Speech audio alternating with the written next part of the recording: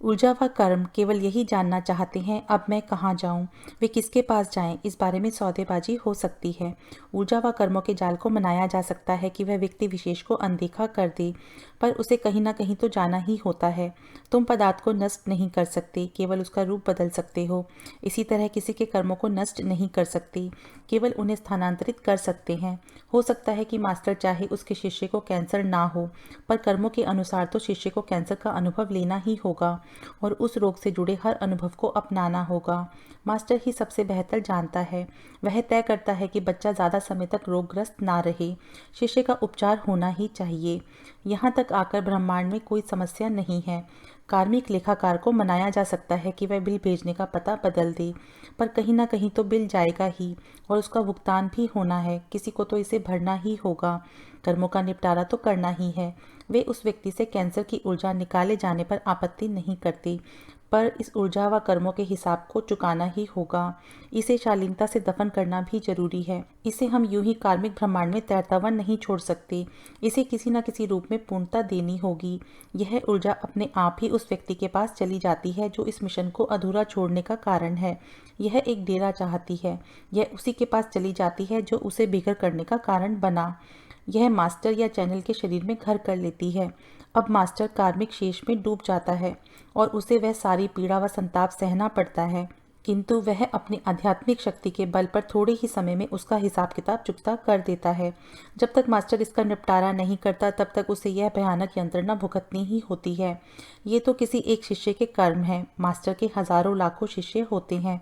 इस प्रकार कर्मों का यह लेन देन मास्टर या गुरु को सोख लेता है और उसकी सेहत बिगड़ने लगती है, पर वह निरंतर अपना कार्य करता रहता है। तभी तो हम कहते हैं कि गुरु का स्थान ईश्वर से भी ऊपर है। ईश्वर ने ही कुछ नियम बनाए हैं और वह स्वयं उन नियमों से बंधा है। और यह हमेशा याद रखना कि ईश्वर कभी नाइंसाफी नहीं करता। ऐसा नहीं है कि वह कुछ लोगों पर अनावश्यक दया दिखाए और कुछ लोगों को अकारण दंड दे। पहले ये मामले गुरु के पास आते हैं। जब गुरु कर्मों में किसी तरह का सुधार या बदलाव चाहता है तो ईश्वर से सहमति आती है। गुरु माता के समान है, जिसका दयालु हृदय सदा शिष्य का भला चाहता है। इस तरह वह अपने शिष्यों की शांति व प्रसन्नता के लिए नियमों को झुका देता है, किंतु उसे इस काम के लिए ऐसी वेदनामयी कीमत चुकानी पड़ती है जिसकी कोई कल्पना तक नहीं कर सकता। याद रखो कि कोई भी उपचारक नहीं होता। यह कार्य केवल गुरु या ईश्वर का है। बाकी सब आरोग्य प्रदान करने के माध्यम हैं। स्वयं को कभी एक आरोग्यकर्ता मत कहो, स्वयं को आरोग्य का एक माध्यम मानो। यह कहने का सबसे विनीत और उचित रूप है। समस्या उनके साथ आती है जो गुरु नहीं है, पर नियति ऐसा चाहती है या वे आरोग्य प्रदान करने का माध्यम बनना चाहते हैं। चूंकि वे गुरु नहीं हैं, इसलिए उनके पास कर्मों व स्थानांतरित ऊर्जा को पचाने की क्षमता नहीं होती, पर आरोग्य का माध्यम होने के कारण वे ऊर्जा व कर्मों के रूपांतरण की प्रक्रिया आरंभ कर सकते हैं। वे रोगों को दूर कर सकते हैं। वे ऊर्जा व कर्मों के ढांचे पर काम कर सकते हैं, पर असली मुद्दा तो इसके बाद आता है।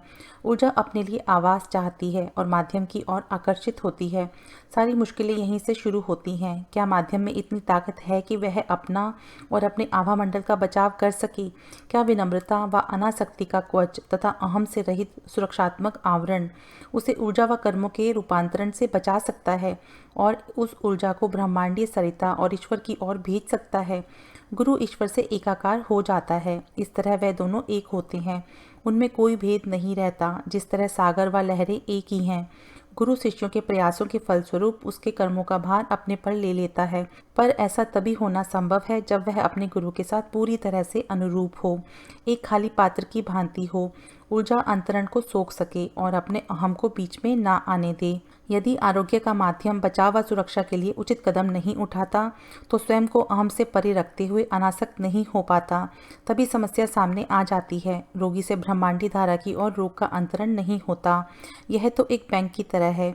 यदि इलेक्ट्रॉनिक बैंकिंग की भाषा में कहें तो हस्तांतरण सही खाते में नहीं पहुंचा।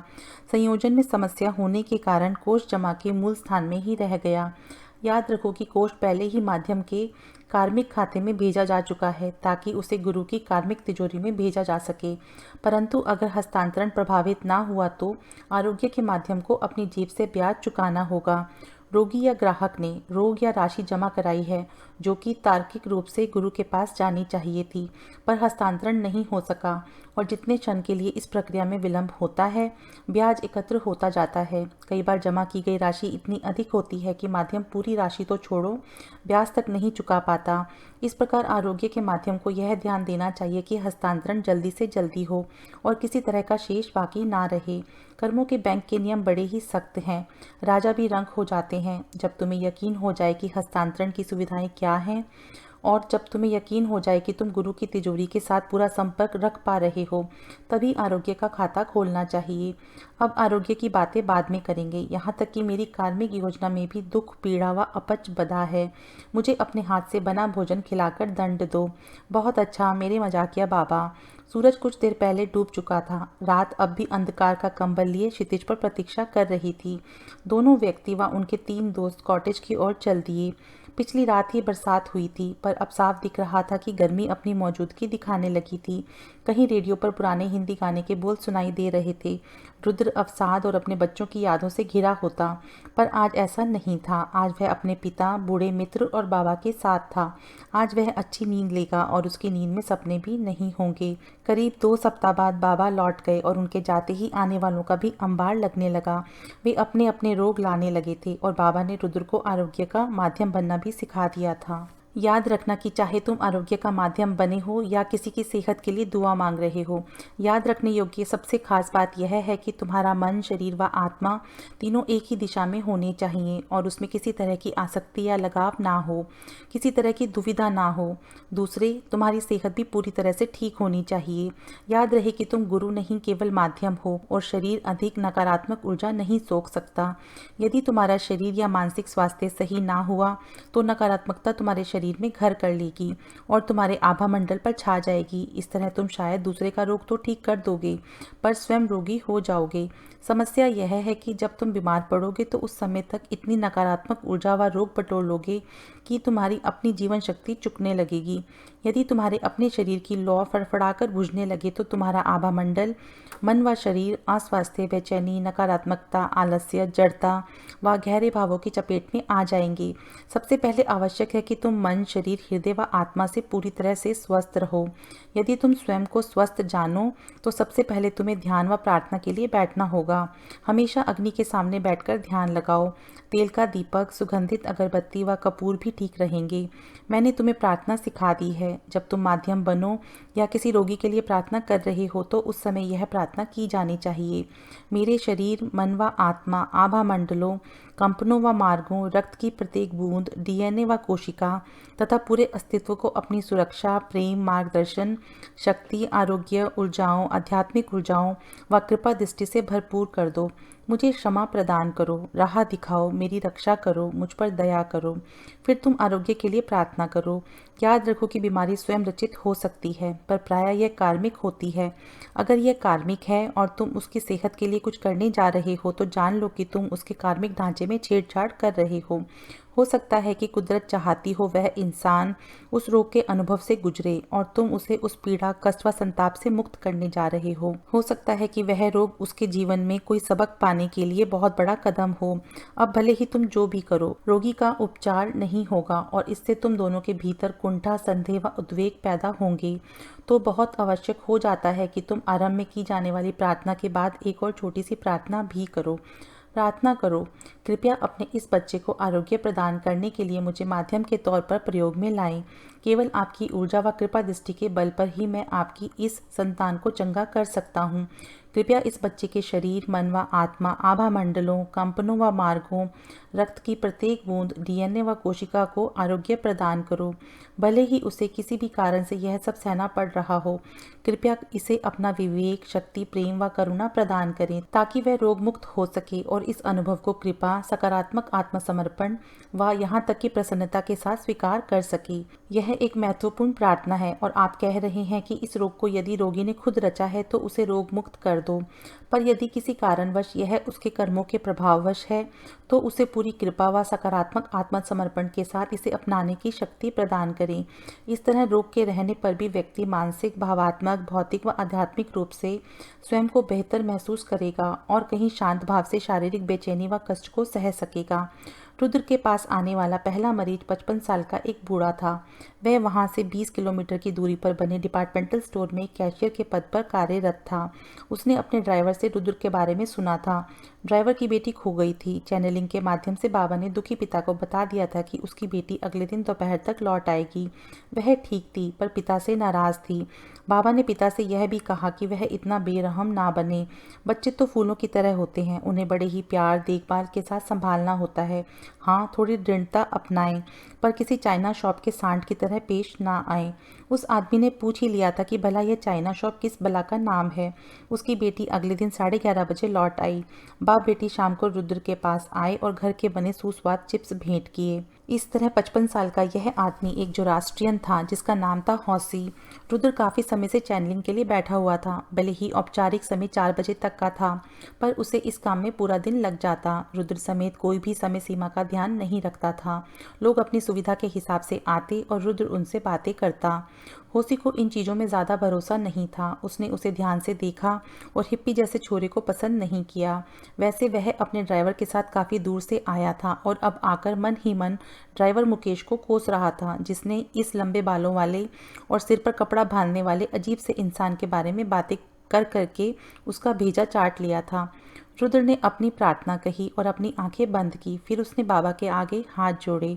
उसने अपनी दाईं हथेली होसी की बाईं हथेली पर रखी। हथेलियों का आपस में स्पर्श नहीं हुआ। उनके बीच करीब 1 इंच का अंतर था। रुद्र ने आंखें बंद कर ली और अचानक होसी को हथेली में गर्माहट सी महसूस होने लगी। पहले तो वह हल्की सी थी, पर धीरे धीरे तेज होती गई।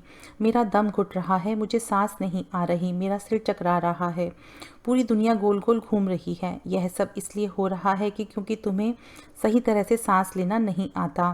फिर रुद्र ने आंखें खोली और अपना हाथ नीचे कर लिया। मुझे लगता है कि तुम्हारी समस्या यही है कि तुम सही तरीके से सांस नहीं लेते। हौसी ने ऐसे देखा मानो किसी भी पल रुद्र के चेहरे पर घूंसा जड़ देगा। इधर देखो, तुम मुझे यह कहना चाहते हो कि मेरी सही तरह से सांस ना लेना ही मेरी खराब सेहत का कारण है?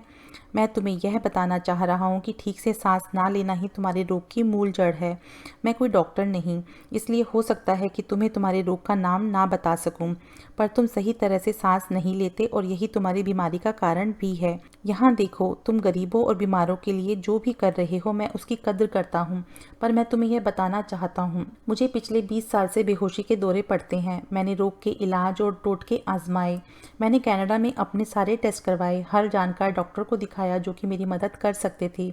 मैंने इन कामों पर बहुत पैसा लगाया है और अब तुम कहना चाहते हो कि मेरे बेहोशी के दौरों की असली वजह है कि मुझे सांस नहीं लेना आता।